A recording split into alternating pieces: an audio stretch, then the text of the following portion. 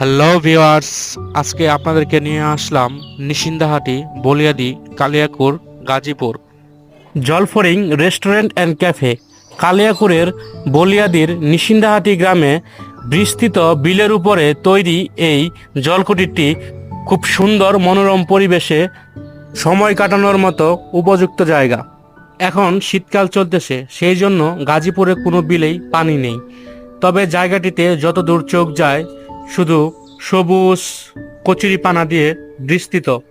এছাড়াও জায়গাটি অনেক নিরিবিলি, প্রিয়জনের সাথে সময় কাটানোর জন্য উপযুক্ত জায়গা।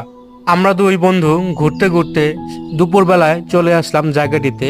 ঠিক দুপুরবেলাও এখানে মানুষের কমতি নেই, অনেকেই নিরিবিলি সময় কাটাচ্ছে।